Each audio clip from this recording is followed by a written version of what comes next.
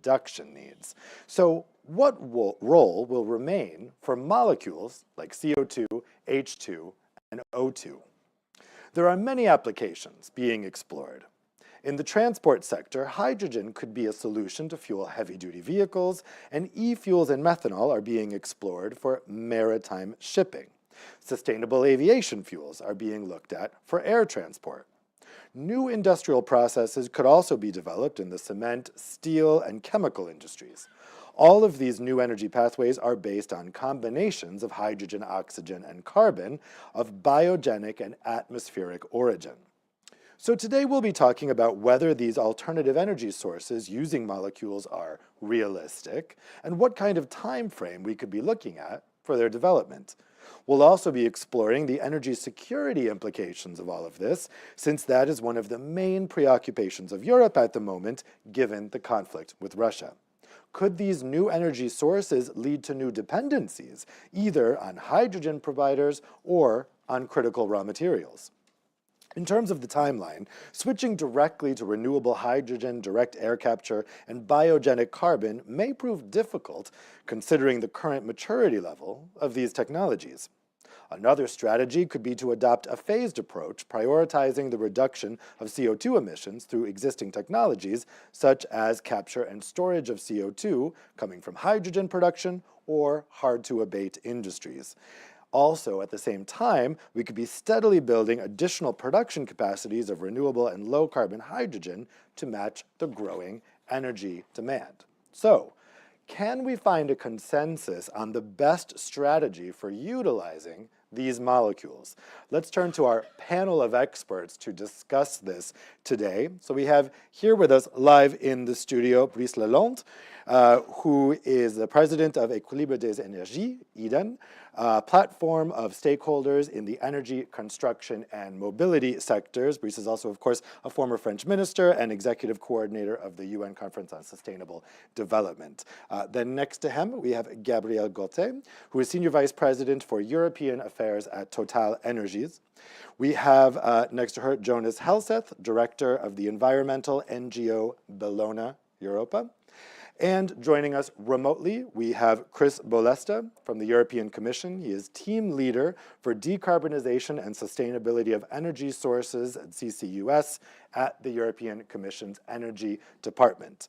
Now, Portuguese MEP Lydia Pereira was unfortunately not able to join us today. She was called away on urgent business, but she will have a video that she's prepared for our introductory round of questions. Now, you guys at home are going to be able to ask your questions to the panelists using Slido. You can scan the QR code that's on your screen right now if you're watching remotely, or if you're sitting in the audience, you can use your smartphone to scan the QR code that's on the monitor right there, or you can also find the QR code at a couple of spots on the walls around you in case that QR code on the screen isn't working. You can pose your questions by typing them into Slido, whether you're here in the room or watching online, and I'll be posing those questions to the panelists later on.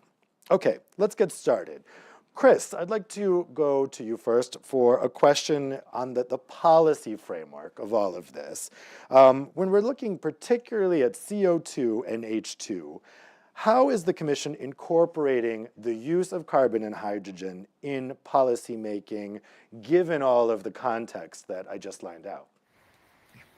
Thank you, Dave, and hello, good morning, everyone. I was almost the second person who didn't make it, but at least via video I can speak to you, so that's great.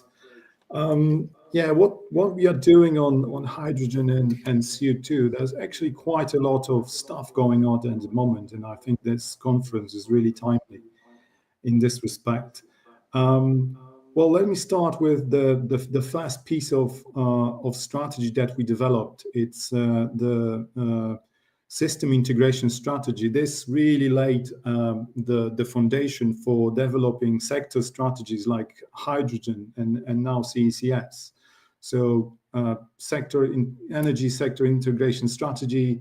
Then we looked to hydrogen, and so first we had the hydrogen strategy aiming to have the hydrogen playing a role in the decarbonized economy, with 3 stages from 2025 to 2050, with obviously a significant target of 40 gigawatts of installed electrolyzers in 2030. That's basically in a couple of years.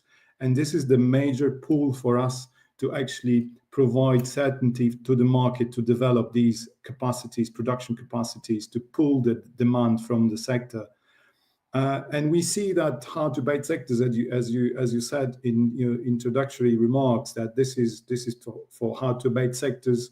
Some of the hydrogen we'll see could be used in some transport sectors, long haul, maybe shipping, and on top of the strategy we have now with co-legislators, the regulatory package that will provide regulatory framework for hydrogen networks and some infrastructure planning. And recently we have published a communication on Hydrogen Bank and the famous Net Zero Industry Act. So the Hydrogen Bank its aim is to close the investment gap that we have by 2030. And we are aiming with this communication to facilitate development of the hydrogen value chain. With NCR, there's NCR, Net Zero Industry Act. We are trying to provide some to facilitate deployment of manufacturing of electrolyzers. So this is also a market push, and we're trying to make sure that we have these electrolyzers targets and enough hydrogen as promised in the strategy. A second leg of the molecules, it's the CO2, and this is following on the hydrogen in the hydrogen tracks. So we don't have the CCUS strategy yet, but we are working on it. So it will be published later this year. But we decided to add CO2 to the Net Zero Industry Act. So the CO2 has a very prominent role there. How we provide the market pull, we actually want to impose an obligation on some marketplace to provide CO2 storage capacity, so the market has certainty to develop, certainty that there will be storage, so they could invest in capture and transport. So I think a lot of things, and enough for my introductory remarks. Thanks. Thanks, Chris. Let's turn to Mr. Lalonde next. We just heard the policy framework outlined there. When you guys are looking at pathways for the use of CO2, H2, and O2, which pathways will that be most urgent in at the start? Where will those pathways develop, and in which sectors do you think the use of CO2, H2, and O2 should be prioritized? Well, thank you. I think with all these introductory remarks now, we have a sort of a framework. We know where we are going. Of course, electricity is going to be the main decarbonizing tool, but we have to produce hydrogen, and we had the proposal from the Commission, how much electrolyzers, etc.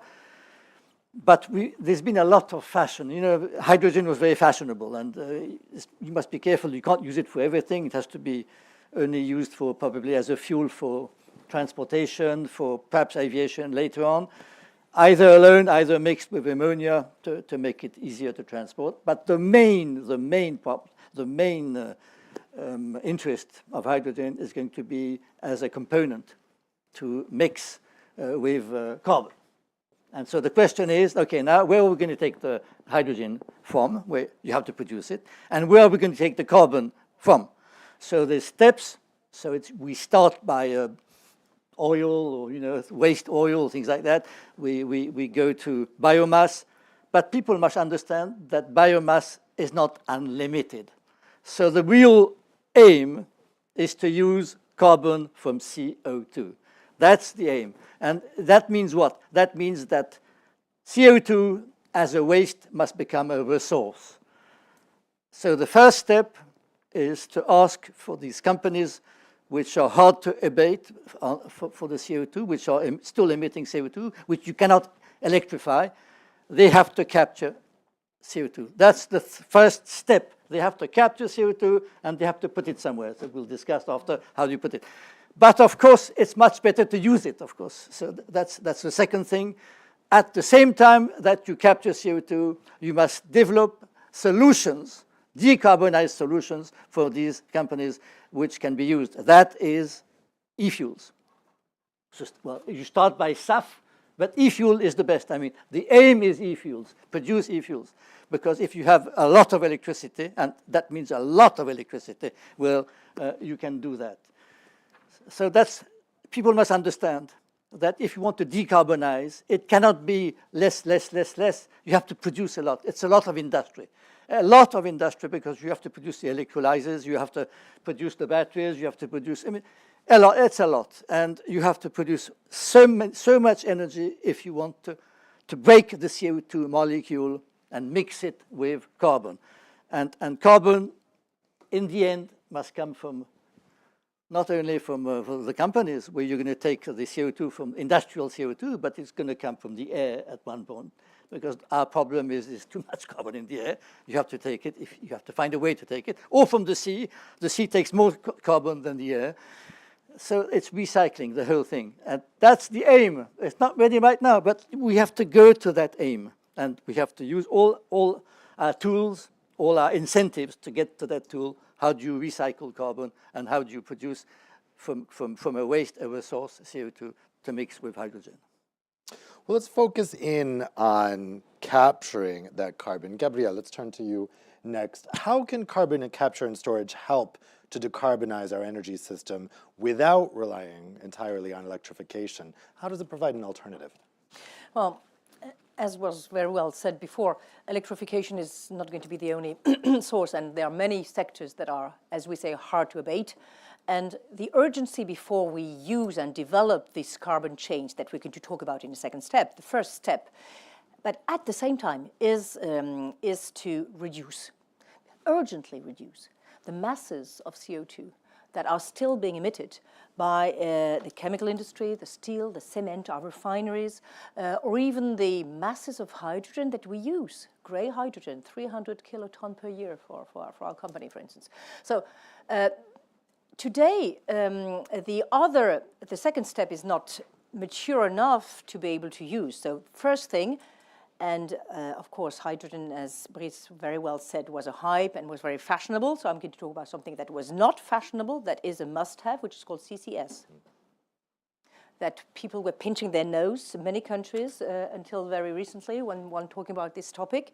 I had the honor of taking FID for the first European merchant project, Northern Lights, together with Equinor and Shell in the North Sea, together with the Norwegian government. That's when on the other side of the Atlantic, the US is just incentivizing it with, not since IRA, but long ago with 45Q. Now, I think it's recognized also by the International Energy Agency that all net zero pathways need CCS. You will not do without it. So I'm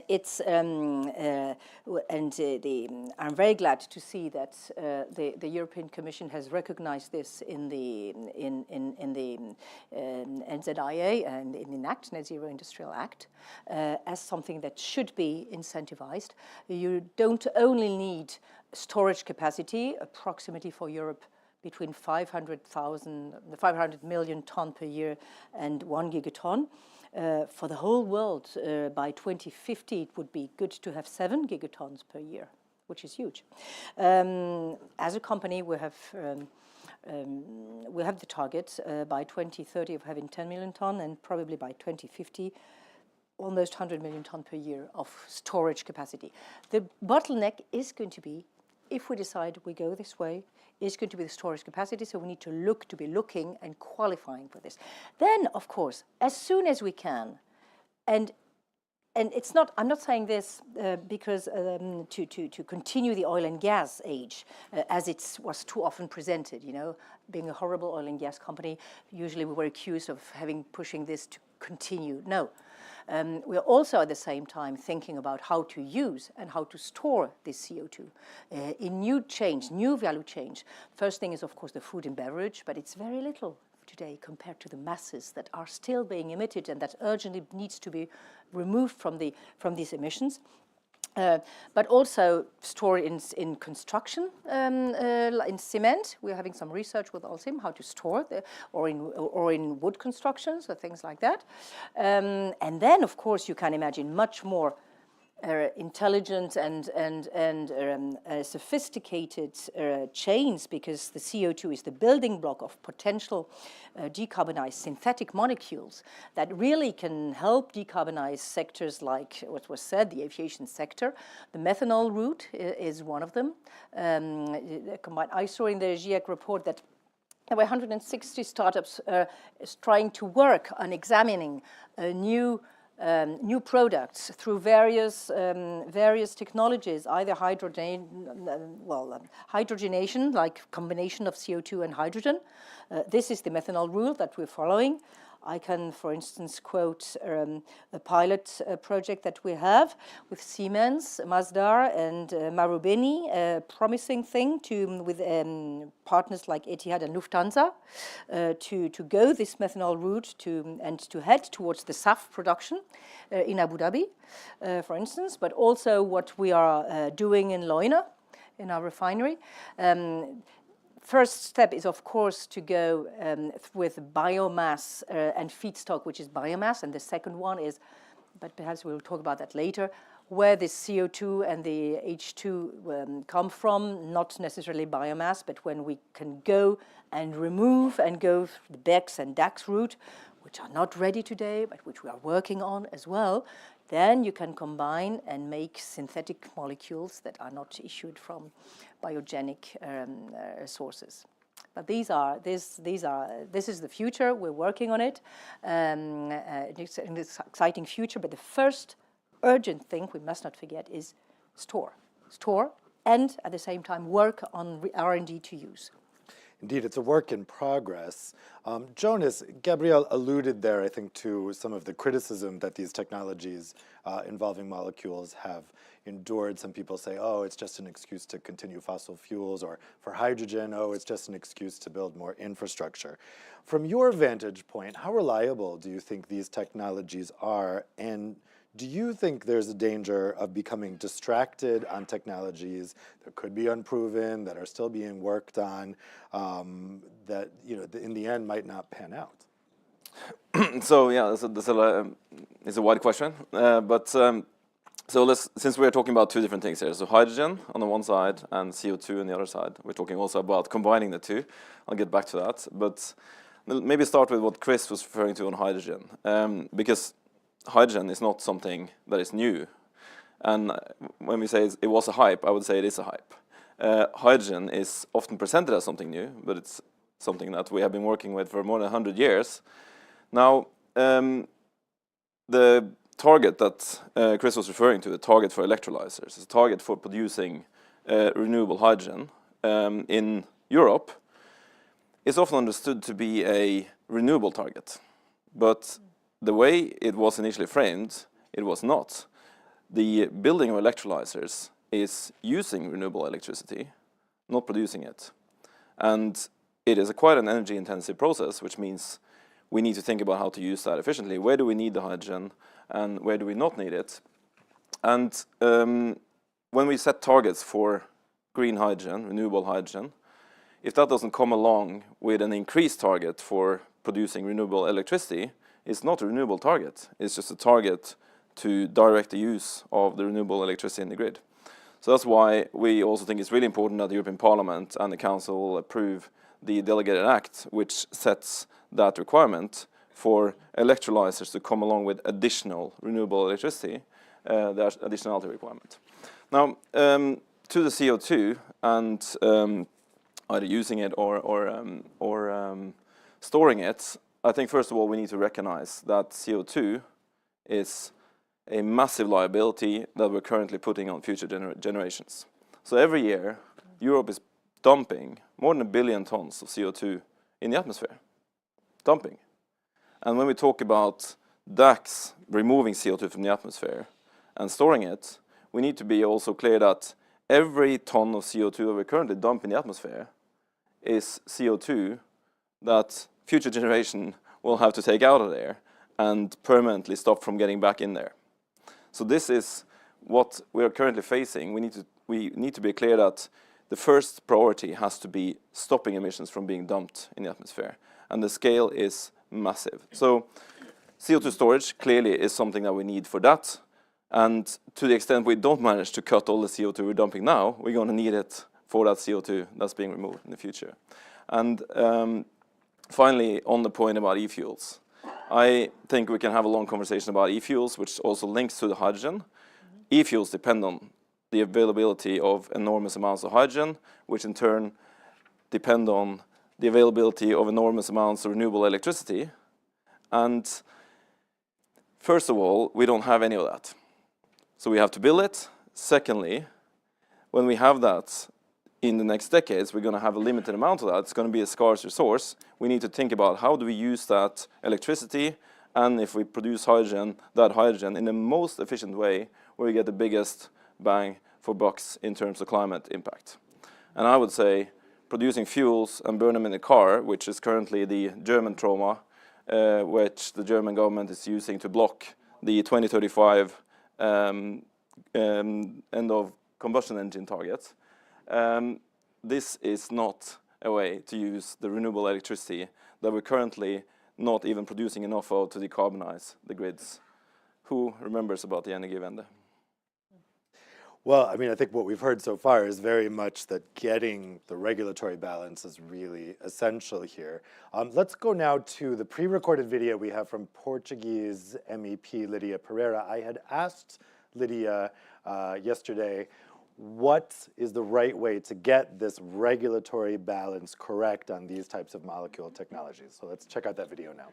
Dear friends, first of all, let me thank you for your kind invitation to participate in this thrilling event on CO2, H2 and O2 as cornerstones for the energy transition. With more than 400 participants, it is already a huge success, and I'm really sorry I cannot be there with you in Brussels to exchange ideas and debate how can Europe go further on energy transition. As some of you know, I am the Parliament Rapporteur for the Carbon Removal Certification Framework, a new piece of legislation much needed to improve our transition, to fight greenwashing, and to draw private financial resources to help on the energy and climate transition. However, this is a permanent challenge. How do we get the regulatory balance right to encourage the use of alternative energy sources? How do we take the important steps we need regarding the energy union?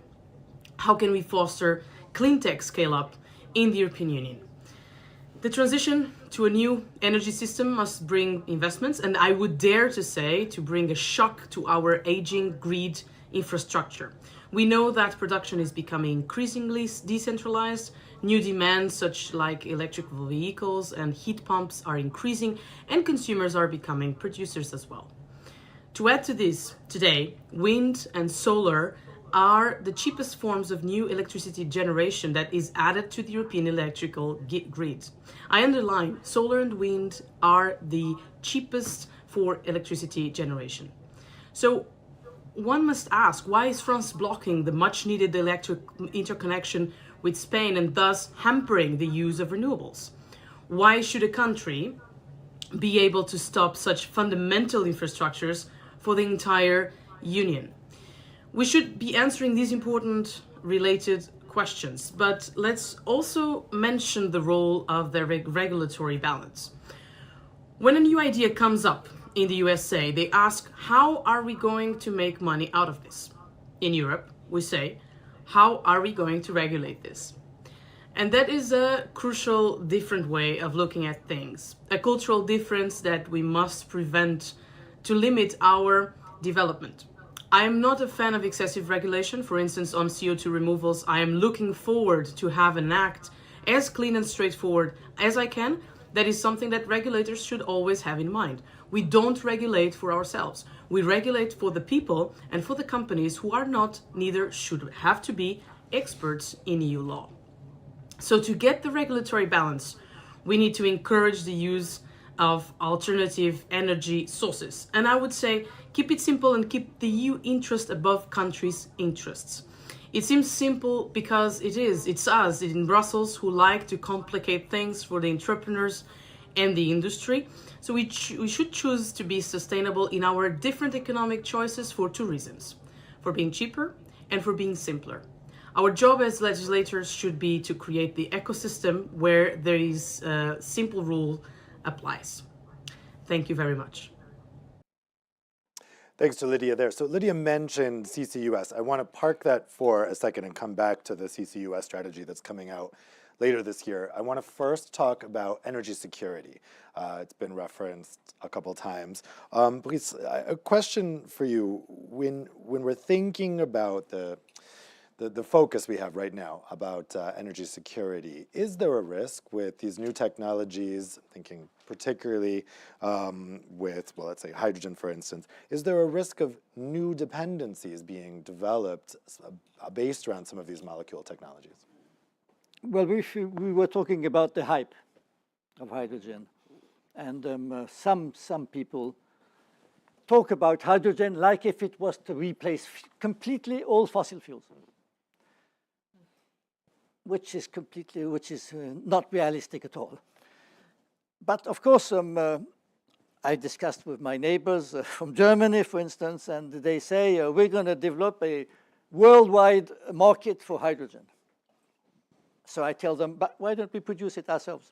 If we don't need so much, we can produce our own hydrogen on the European soil, in the European countries. No, they want to go further. And that brings us to one discussion on the price of electricity, the amount of electricity you need for decarbonizing the society, for electrolyzing water, etc.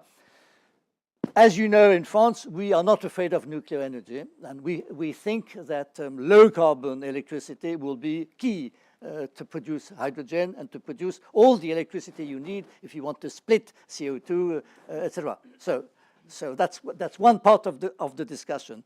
But we believe that the idea of replacing Russian gas by hydrogen imported from I don't know where is not a good idea, because, as you said, it's true that we're going to risk new dependencies. It's not going to be intelligent to do that. So we think it's much better to, first of all, don't fall into the hype.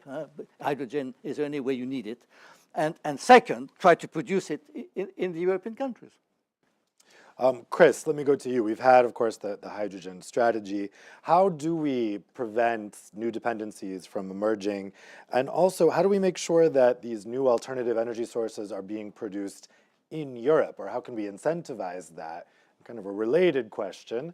The big topic right now in Brussels is the US IRA and whether it's creating unfair competition, whether development of these clean technologies is going to move over to America from Europe. When it comes to these molecule technologies, how is the US IRA impacting thinking over there at the Commission?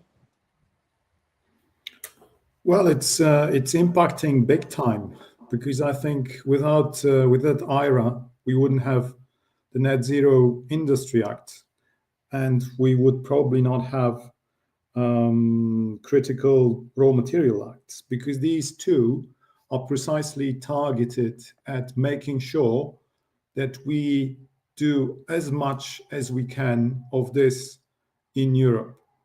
So the Critical Raw Materials Act will basically enable us to secure some of the critical materials in Europe, or if globally, because we are still living in a closing in terms of trading world, but we are still trying to get economies that are cooperating. So it's nothing bad if we import some stuff, because we also want to sell some stuff.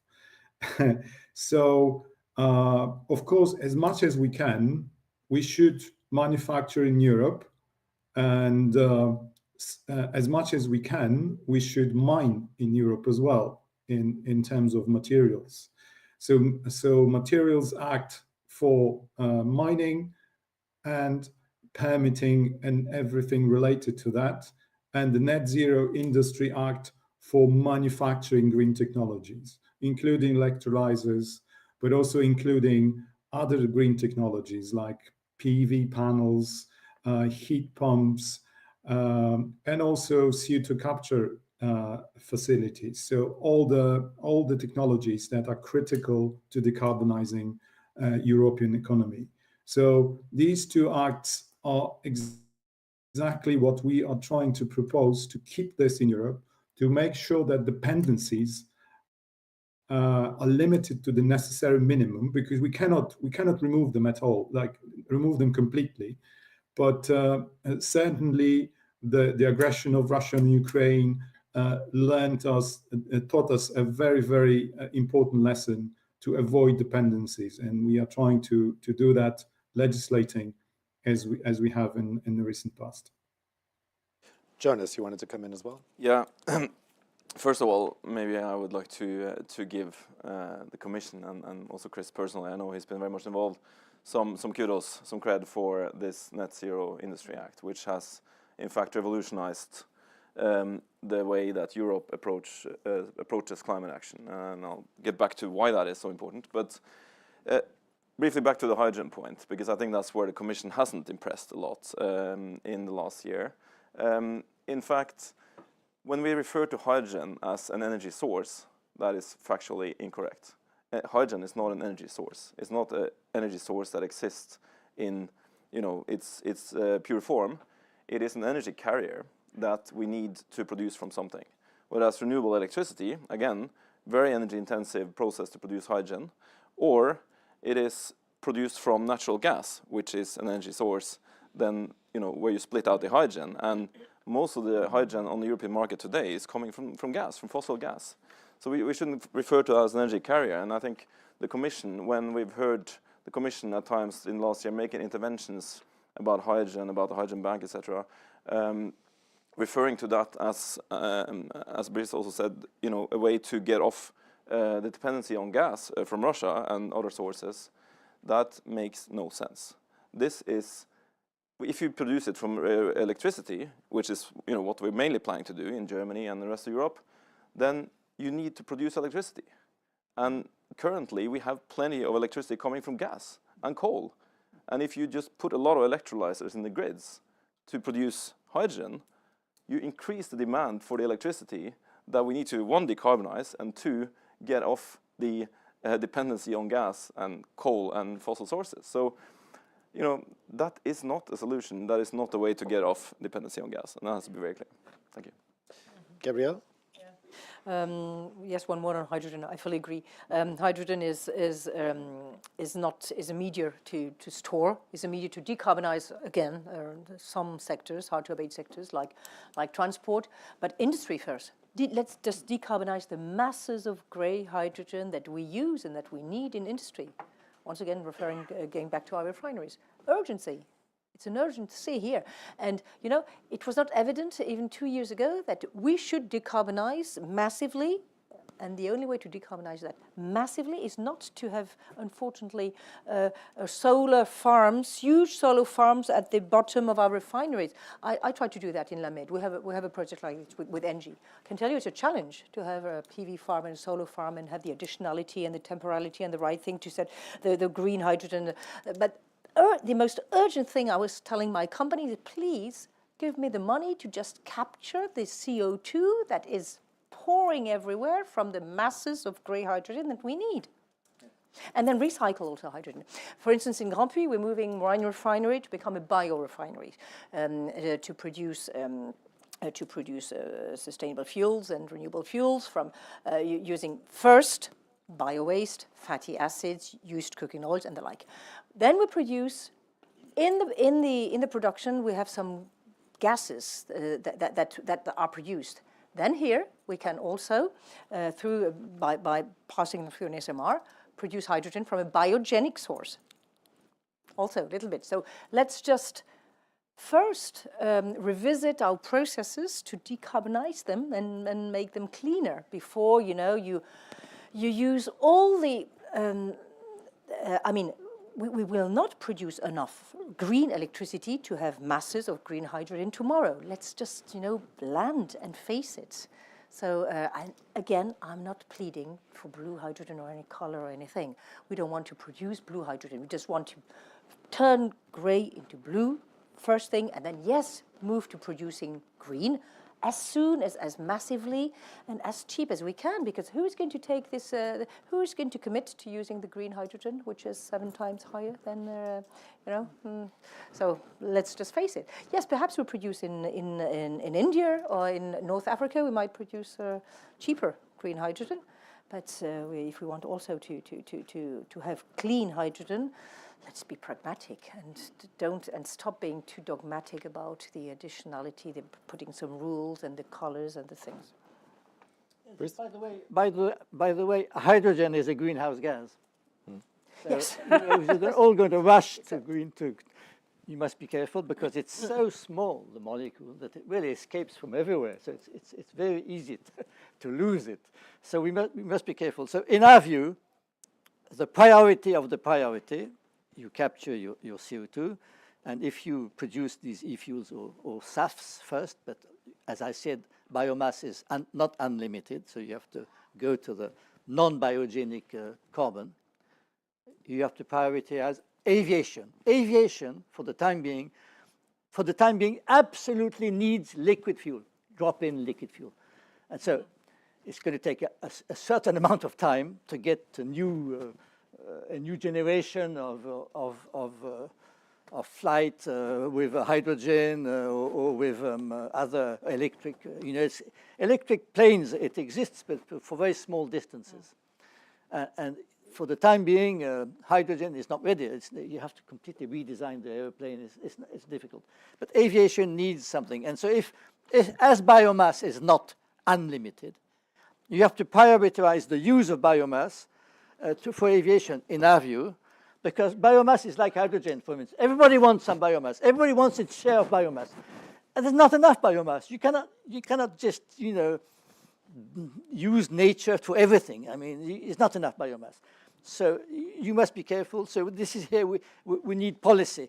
We need regulation. We need to have a regulation on biomass. And we don't even know how much biomass we have. I mean, it's incredible. Nobody knows exactly. So we have to have we have to work on biomass and to know where you absolutely need it before selling it to everybody. Jonas, did you want to respond?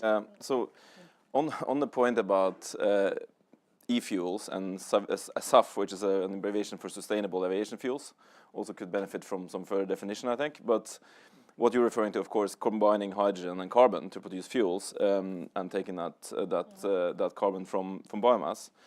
I think, again, we need to ask the same question, which is, if we have limited amounts of renewable electricity, is that a good place to use that electricity to produce hydrogen and also run the process of merging that hydrogen with carbon in order to produce fuels that basically make people feel better about flying when we haven't been able to decarbonize our grids yet? I'm not saying this is a no-go forever, but I would say let's focus on using that electricity to decarbonize current demand before we start thinking about all kinds of ways to use it elsewhere. And I want to get back to the NZIA, the Net Zero Industry Act, briefly, because it is really important. And as I said, it has revolutionized the way that we in Europe, or the European Union, thinks about emissions and about how to address them, because it introduces for the first time an obligation on, well, you guys, oil and gas producers, to actually provide the storage and do that CO2 storage and do that based on the carbon content in the products. That is a completely new way of seeing things. There has never been such an obligation, I don't think, anywhere, apart from, you could argue, in Norway, where there's a CO2 tax offshore. There is no example of that I'm aware of, but I think it really is important because it makes us see this not only from the polluter pays principle, which we have, of course, with the emission trading system. It hasn't delivered on industry because it hasn't been able to drive a market change. But by including an obligation on the producers, and I think we need to expand that, by the way, to importers of petroleum products, we actually might drive a change that hasn't taken place in the last decade, and that's been a lost decade for decarbonization of industry. Gabrielle? Perhaps I can answer on this. Fine, yes. We find to catch and have this obligation because, as I said, I think the bottleneck is going to be the storage capacity. But, however, there is no storage and no. It's again a little bit our way of thinking in putting sticks and instead of carrots, like the IRA does, an obligation to store. There will be no construction if there is no demand. If there is no people and no incentivization of emitters to come and store. You know how it works, our industry? It works, you take FID once you have 60, 70 contracts or engagements of emitters who have decided and concluded contracts to store. And we're lacking these contracts to take FID. As I said, we took FID for Northern Lights because there was a de-risking by the Norwegian government. So we need incentivization of emitters so that they can get credits for not only those submitted to ETS, but perhaps, I don't know, we'll see in the carbon removal legislation if there's something that incentivizes emitters, gives them an advantage for storing and engaging in these chains and contracting with us so that we can build these chains, happy to build these chains. And the obligation is fine because it makes the topic, it shows that the topic exists, but even if we build empty sinks, that's a little danger. One other thing on the hydrogen, going back, there are other low-hanging fruits. It's not the debate here, but on the biomass and on what we can do to decarbonize using perhaps circular economy and resources that are there. We don't talk enough, and I know this is perhaps a little nuance that we have with Brice, because I think there is no competition on the feedstock with that of biomethane. Hydrogen has been the hype, but biomethane is circular economy, is low-hanging fruit, can be massive. We have reinforced our ambitions in biomethane. It's local, it's circular, it's also biomass, but we don't think there is that much competition before 2030. After, yes, I agree with you, there might be competition. But the first, for biofuels, the first generation, as we know, is lipidic waste, is UCO. On biomethane, it's municipal waste, which is not easily usable for SAF. So you can have something there. And then the waste can be recycled and can be products to avoid importing fertilizers, for instance. And biomethane can make up, we think it can make up to 20% of the decarbonization of the gas that we use today. Good for boats. Yes, and for GNV, for big trucks also, but for boats, yes, you're right. Yes, for boats. CMA-CGM is transforming its fleet to be able to use it. I want to move on to CCUS, actually, because we've had a number, whoa, sorry, my chair just exploded. We've had a number of questions come in from the audience on specifically, because of course we have the CCUS strategy coming out later this year, but we've also had the Net Zero Industry Act, and CCUS is mentioned there, it's part of it. So we've had 3 questions come in specifically on CCU's role in the Net Zero Industry Act. These questions are for you, Chris. So I'll put these 3 questions to you now. First, we have from Tudi Bernier from the CO2 Value Europe. Can Chris elaborate on the role for CCU in the Net Zero Industry Act? We understand CCU projects are considered net zero technologies, but not as strategic projects. Why? Second question from Antoine Graal. With CCS being considered net zero strategic projects under the Net Zero Industry Act, don't we risk leaving aside some technologies that would allow to considerably reduce emissions of some sectors in the first place? And finally, third question from Maud Baumann from Global Council. The Net Zero Industry Act ambitions for the EU to deploy an annual CO2 injection capacity of 50 million tons by 2030. In the UK, much smaller, the ambition is set at 30 million tons. Do you think that the ambition is proportionate? Okay, I'll start from the last question. So, and I think I would also like to allude to the previous speakers on the de-risking and the obligation and why we have sticks and not carrots. So I think that we decided to go for 50 million tons because if you have a look at the market and how it's evolving in the EU, If you just calculate how many projects have announced the willingness to go ahead by 2030, it totals up to more than 80 million tons per year. So, of course, not all of these projects will happen, and of course there'll be some storage development beyond of the obligation, because the market will take off. So we decided to go below that figure. And is it comparable to the UK market? I think that their ambition on CCUS is slightly above Europe, because they have started earlier. They have been working on deployment of CCUS hubs for quite some time now. So they are ahead of us, and I hope we can catch up, and maybe at some stage we could start cooperating again. Certainly, the Net Zero Emission Act does not include Norway at this stage. So that's another step that we could link Norway with Net Zero Emission Act, and link the obligation of 50 million tons, and negotiate with Norway to increase this target. And I think that this is it's not that CCS is taking someone else's spot in the limelight, or in providing emission reductions and ignoring other technologies. I think if you read IPCC, it's very, very clear, and also analysis from the International Energy Agency, that we need a portfolio of technologies, and CCS and CCU enable you to get some emission reductions at scale. And there are, of course, some industry sectors, hard to abate sectors, that would not decarbonize without CCS. For example, cement, and to a large extent, chemical industry or steel industry. So we are doing this to help actually some sectors to decarbonize, because they don't have any other options. And I think that once the infrastructure is there, other sectors could join, and this is de-risking for everyone else.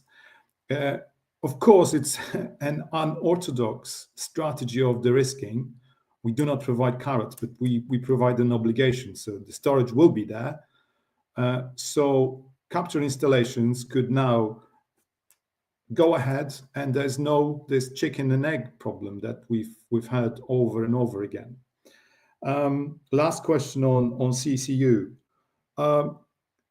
It was relatively easy to group all the capture and storage technology in a bundle, and try to de-risk them with a use of a storage obligation. But the CCU technologies are so different that it's very difficult to bundle them together. We faced this issue already when working on the green taxonomy.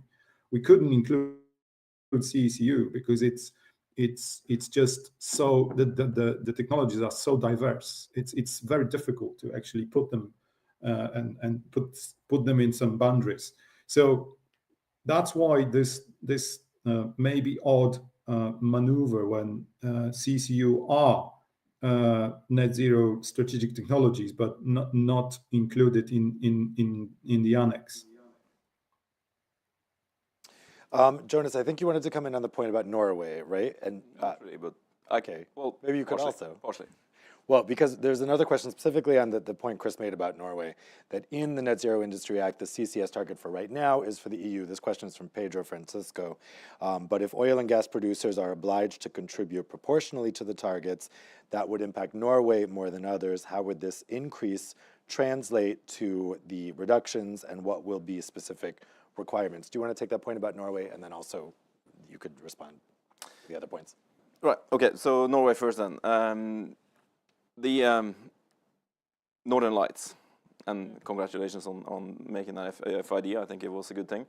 10 years we had to fight the consultants, multiple consultants of the Ministry of Finance in Norway, in order to get the government to make their part of that decision, which you refer to as de-risking, because we needed that to happen, as breaking that chicken and egg where there is no storage, and therefore industry doesn't want to talk about, you know, net zero and how far you can get with decarbonisation, not in the 2040s, but now. And Northern Lights, those arguments that came from the Ministry of Finance were always the same.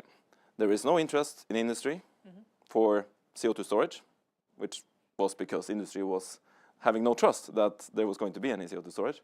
And let's face it also, 10 years ago I led a task force, first task force on CCS in the industry in Europe.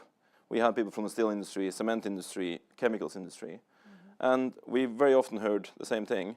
They also didn't trust the oil and gas producers, which is why this obligation is so important, because they didn't trust that oil and gas producers would provide the storage, and if they would provide it, being dependent on one or maybe two oil and gas producers that could then set the price at whatever level they wanted, turning industry and society into a cash cow, obviously not a nice prospect, and therefore no one talked about it. So we needed this de-risking, and we needed that decision to happen. But now what Chris and the Commission have done, moving that into an obligation on, you know, the producers of the product that, of course, we then burn and emit, is an important next step, because this cannot be something that governments around Europe have to put billions on the table for. It needs to be something that enables us as a society to decarbonize. That wasn't really a Norway answer, but I think it is partially. And it brings me to the other point I wanted to make, which is storage and the CCU question. We heard the reference to net zero products. And I think there's a lot of confusion and conflation, and some willful, some not, about what net zero constitutes. And of course, when it comes to products, what is a net zero product in the context of CCU? You could say, if you take carbon, you put it into a plastic bottle, and you throw that plastic bottle in the sea, it's permanently there, but that's not really what we are interested in doing, right? More plastic in the sea. So it would imply that if you have a plastic bottle, that to ensure the permanence, you need to have a closed cycle of recycling. And that closed cycle is purely theoretical. One, recycling has a huge energy demand. Two, recycling of plastic reduces the quality, which means you can't produce the same product again and again. So we need to be clear on what is a net zero product and what is it that constitutes net zero relevance, and the storage is permanent. If it's not permanent, it cannot be net zero relevant. And that is something that we need to make sure is coherent across EU policies. And you know, that's, I think, why also this Net Zero Industry Act, as Chris referred to, like, storage is clear. It has only one purpose, that is climate action. There is no other purpose to store CO2. Whereas use of CO2 can be very relevant to climate action, if there's permanence, can also be completely irrelevant to climate action. And so dealing with CCU as one thing doesn't make sense. You need to think about what is it that you use the CO2 for, what happens to that CO2 afterward. Gabrielle, I want to get your thoughts on this CCUS issue as well, and I'll take the opportunity to put another related audience question to you. This is from Niels Hackstausen. Why accept CCU and CCS on fossil fuel in the long run? Even CCS is not real decarbonization due to inefficiencies and methane leakage. In the long run, we need CCS on process CO2 from cement, and biogenic and atmospheric CO2, and limited CCU for aviation and plastics, not more. So maybe if you could respond to that specifically, and also the general point on CCUS. If I understand the question is, we need to make progress on CCS, so that to make it a permanent storage, as Jonas says, we need to improve, we need to have competition, and not just be the hostage of one thing, one oil and gas. So the emitters, start doing it. So we need competition. Norway is the first one, but there are others coming up. We haven't talked about on the shores of the Netherlands, in Denmark, and also we're looking for some things also in Southern Europe. There needs to be R&D to improve the capture, make it less energy intensive, because it's very energy intensive. At the same time, also improve R&D. We need R&D on DACs and BECCS. We haven't talked much about DACs and BECCS, but they still need to be improved to reduce the energy use. Today, and the research on them is perhaps, we think it's a long way out, because it's very energy consuming. When the energy price of energy is there is no business case for DACs and BECCS for the moment. So that's also one. So we need to improve and improve the R&D.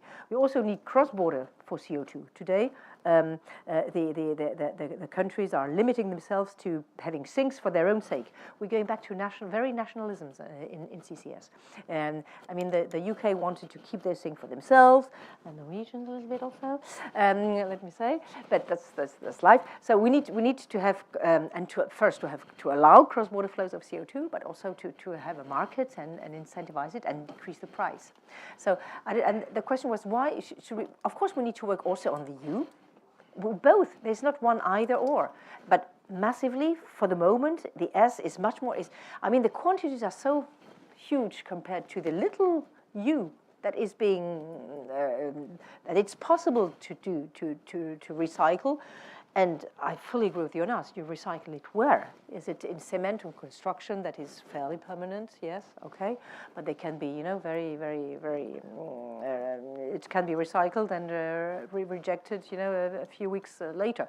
So hence the work on the carbon, on the certification of the carbon removals. And we haven't talked here about nature, capturing in wood and in nature-based solutions. And I must say, just one word. I was also in charge of this business, and I really regret all the operations I could invest in as a company massively were outside Europe, because there you have a framework and you have a market. So I invested in Australia with the agriculture, because the soils capture quite well, and they have a market there, and they have a framework, and they have standards, and they have a verification, and it's an Australian market. We invested in South America, and we invested even thanks to the World Bank in Africa, because here they have a framework and a market which we don't have today in Europe. So, and you can have fairly permanent storage. Of course, it's very complicated nature, so we need to have standards and verified and the like, but we could also remove and store in nature, which we don't. We don't have this in Europe for the moment. Yes. I just wanted to say that for e-fuels, we already have a regulation for aviation. Aviation is forced to incorporate e-fuels, so you have to produce them.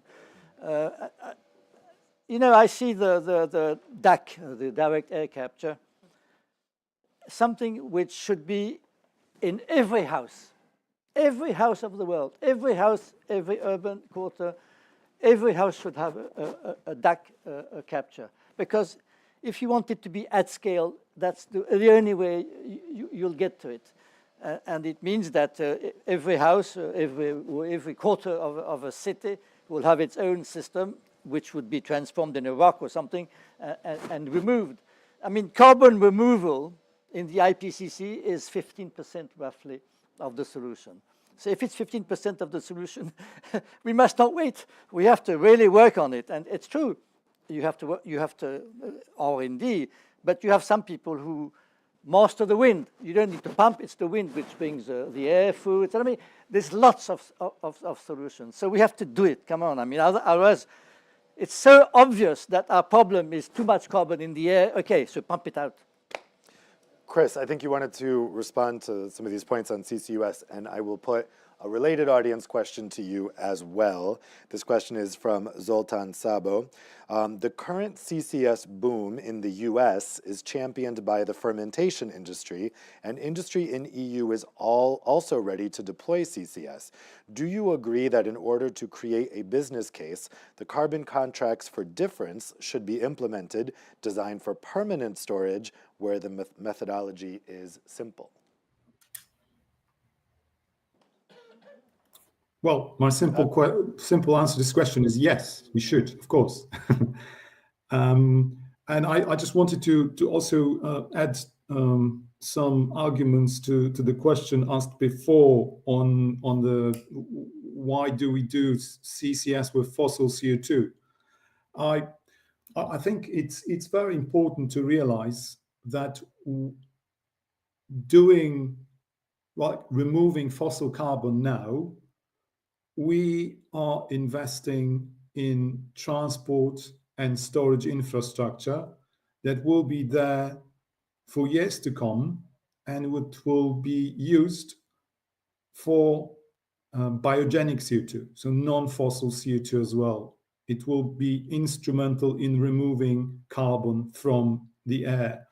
So while we start with the fossil CO2, because this enables us to remove large quantities, to avoid large quantities of emission, we will use this infrastructure for green CO2, if you will. So this is what we do now. It's not only helping with fossil CO2, it's actually paving the future towards carbon removals and how we use them to actually net off the emissions.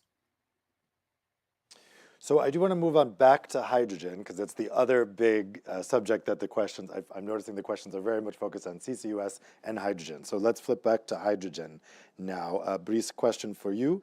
To what extent will hydrogen be relevant for the decarbonization of the road transport sector in the medium and long term? We touched upon this a bit at the beginning, particularly with recent developments in Berlin.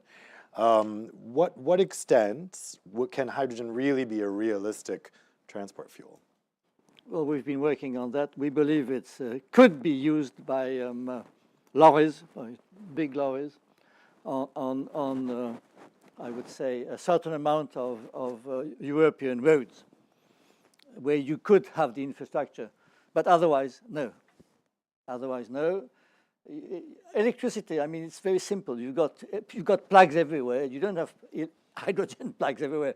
So, it can work only on heavy-duty transportation. It can work also on railways for some.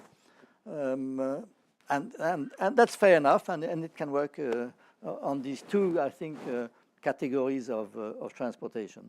But otherwise, no, it cannot compete with electricity, which is so flexible, so easy, so simple. All the other panelists agree with that? Yeah, sure. For heavy-duty trucks, buses, trains, we know there is one manufacturer that believes in it for airplanes. So we just watch. We'll see, But that's it. Yes. So again, this is a bit of a theoretical exercise. Hydrogen can be used for all kinds of stuff, but we don't have the hydrogen. And to the extent we're going to have hydrogen, we're going to either have to take that from fossil gas, which is not what we're really trying to do here, especially since there's a target to get off the dependency on gas, or you get it from electricity. So again, hydrogen is not an energy source. And when we refer to the targets, as you said, there's a target for sustainable aviation fuels. There's a target for use of hydrogen in a lot of different sectors, including industry. And people refer to that as a renewable target. There's a renewable target for aviation. No, there's no renewable target for aviation. There is a target for using renewables we have available for aviation, which is not adding any renewables in the system unless we get additionality. So we need to think about what is it that gives us impact today. I hope many of you picked up the message from the IPCC, as you referred to earlier, the IPCC yesterday. We have no time. We're out of time, which means if we don't implement things this decade, we fail. And that means thinking about things as, could we use hydrogen in trucks in 2040? If we can decarbonize trucks today, we need to decarbonize trucks today, which means using energy in an efficient way, and that's electricity, electrification wherever possible. It's building more renewables in order to provide that electricity, and using hydrogen only where it is absolutely required, which is true for instance, part of the chemical sector, and it might also play a role in steel. Well, one recent development that you mentioned is, of course, the 2035 combustion engine ban, which Germany has intervened to undo the deal in the council. So related question for you, Jonas, and then I'll put this to other panelists as well. This question is from Bruno Capuzzi. You mentioned the act on ending combustion engine and its recent developments. Do you believe this is a feasible act? Meaning, would ending combustion engine altogether create more problems, such as the source of electrification that you mentioned? Related question also from Daniel Tronix from Energy International. When exactly would the German government and certain other EU member states accept the EU ban on combustion engines that emit CO2 and accept the production of electric vehicles and hydrogen vehicles? So if not 2035, when do you think they'd be okay with it? There's a fantastic irony in this. The e-fuels conversation and this particular situation that we're facing now in Council is a German trauma. And the German trauma started with Dieselgate. 2015, it led to, of course, a desperate situation for many of the car producers that have been cheating and weren't going to be able to get away with cheating anymore. Then e-fuels came in because there was a massive pressure in Germany from Tesla mainly, which was ramping up a massive production in Europe and in America of electric vehicles. And that was a threat because the German car producers have been gambling on cheating. So now they need something new, and Audi in particular, the car company, which is a daughter company of Volkswagen, was pushing for e-fuels as a solution, got even the German transport minister at the time, Mr. Dobrindt, to say, this is the new spring for the combustion engine. This is the German alternative to electrification. They knew it was nonsense, but they said that. And now we are in a situation where Audi, ironically, is one of the few car companies in Germany, because they did their homework, bought some time with this, they did their homework on electrification. They're one of the few car companies who are now opposing the German move to block the end of combustion engines in Council. I think that says a lot about the German e-fuels trauma, and it needs to end for Germany, for its industry, and for Europe. We need to move on. It doesn't mean that e-fuels is completely out of the question in aviation, but for land transport, come on. And it's very, industry needs security, continuity, and you cannot go on moving all the time because it's very heavy investments. And electrification of vehicles is a revolution. It's very difficult. And so we have to help our industry to do it instead of saying, oh, no. I mean, probably it's a German mistake, but I mean, they're not here to answer, so there we are. But now it is, yes. Yeah, I'm aware we don't have someone from the German government to respond to this. But yes. Gabrielle, I mean, do you view these recent developments as a setback for hydrogen and transport?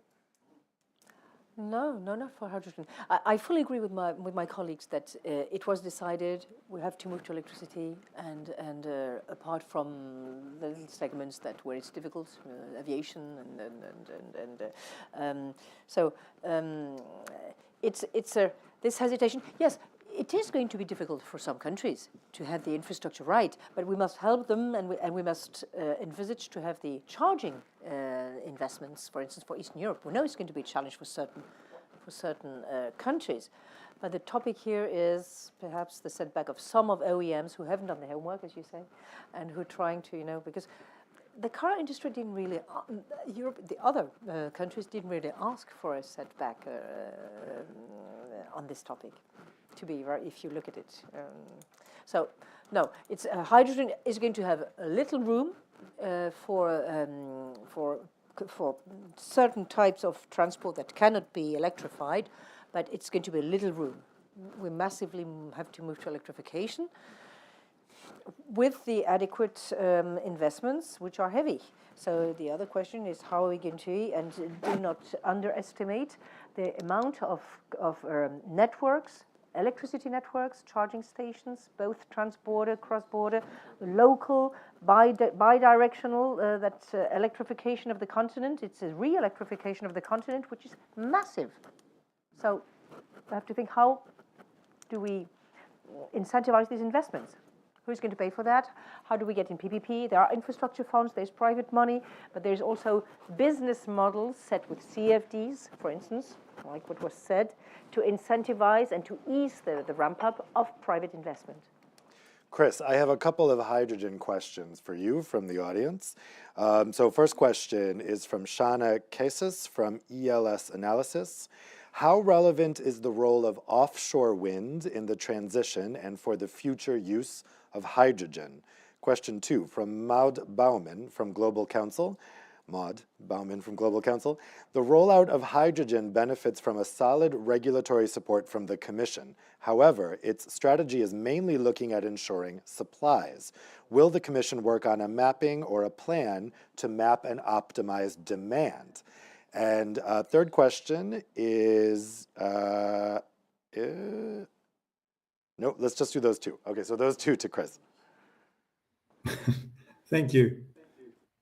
So of course demand is important because we hear stories from the market that there is already supply of hydrogen, but there's no buyers, no takers. So what we are trying to do with the hydrogen bank is actually to bridge the gap between the demand and supply. So to actually work with stimulating the demand as well. So it's very, very important because otherwise there'll be just hydrogen on the market and there'll be no takers at all. So all would be just pointless, really. And offshore wind's role in hydrogen production. I think, well, to be honest, it's there's companies, you see companies today investing in like energy islands because when you cannot sell electricity to the grid, you can produce some hydrogen. But if you look at how reliable offshore wind it really is in comparison, for example, to onshore wind, there's more hours that you could actually rely on offshore wind. It's also more reliable for grid operators to actually feed the electricity from onshore wind to the grid. So it's true that it's a possible source to actually arbitrage your electricity. Do you want to use it for hydrogen production? Do you want to sell it to the grid? But in my opinion, there's more opportunities for offshore wind operators to actually sell electricity, and only when there's no demand from the grid operators to produce hydrogen. I would also like to chip in to the hydrogen transport from my previous experience working for a NGO dealing with transport electrification. Of course, there are areas in the world where you don't have water, so you could use hydrogen to create water, but it doesn't make any sense.